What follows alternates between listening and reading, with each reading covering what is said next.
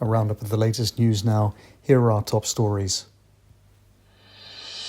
Northern Ireland's DUP MP Jim Shannon breaks down in Parliament in the wake of Number 10's controversial drinks party held during the first lockdown.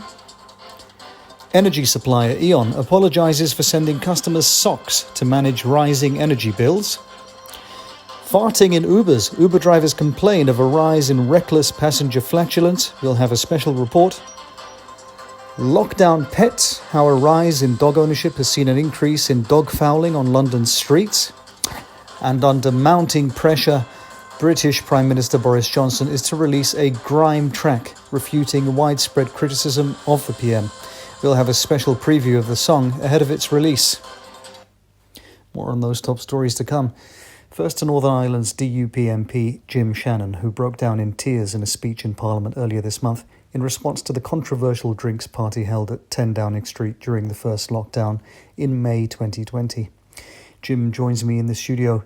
Jim, thanks for joining me. Tell us why you were so upset. Well, I think the Prime Minister's position is completely unacceptable, Bob.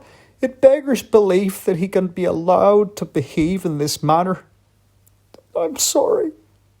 No problem at all. Please take your time.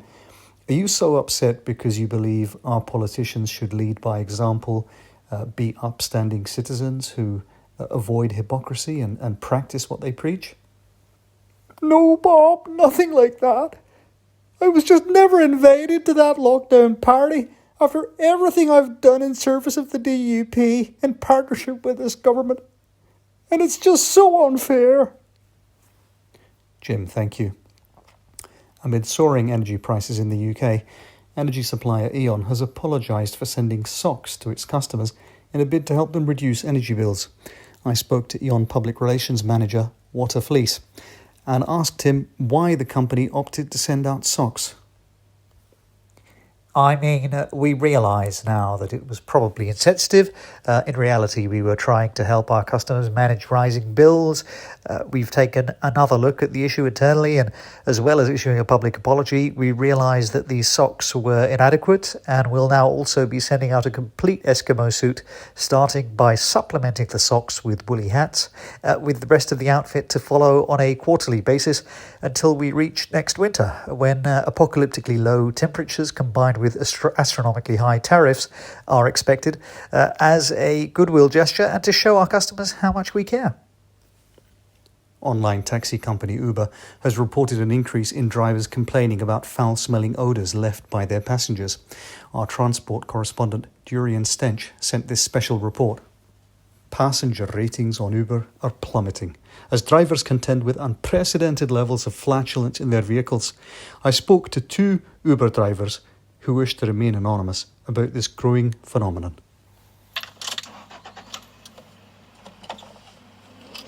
So, what sort of foul odour situations have you had to deal with? I'm laughing now, but I tell you what, I was most certainly not laughing when this well-dressed man came into my car the other day, and I don't know what he had eaten, but all I know is the smell was overwhelming. It was like there was an open sewer inside the car.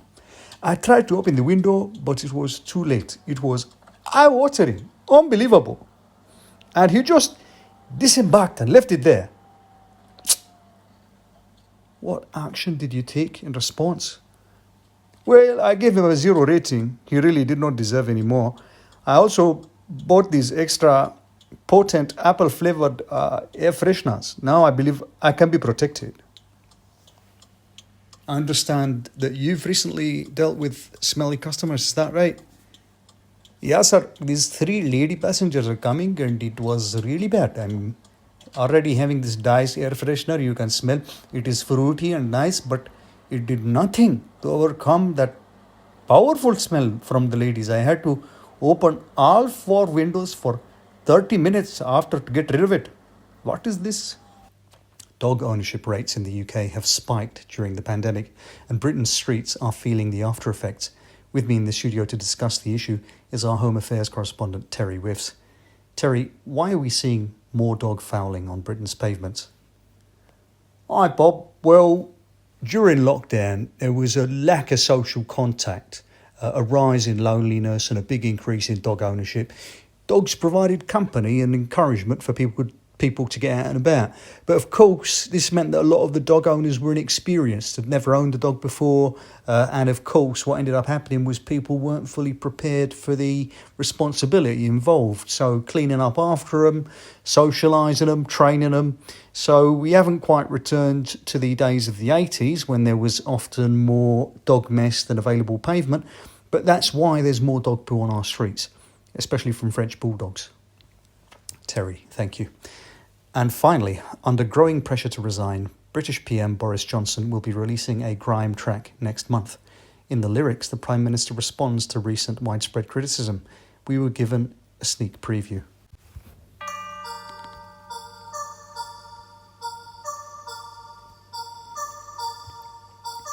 Boo, boo, boo, boo, boo, Joe, boo, boo, boo, boo, boo, Joe. Yes, it's Bo Joe.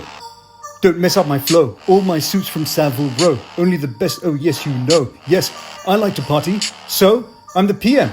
Bro, man don't diss me from below. Yo, I ain't resigning though. Enough tricks and parties to go. I'll take your girl and make her say, oh, I've got 8 kids, bank account low, testosterone on overflow, immersive like Van Gogh, fine like wine from Bordeaux, classy like a French chateau, the top job I won't forego. I remain the star of this show, so if my fame should plateau, I'll still cheat, lie and mash up every foe. That's the way of Bojo. Yes. Yes. The way of Bojo.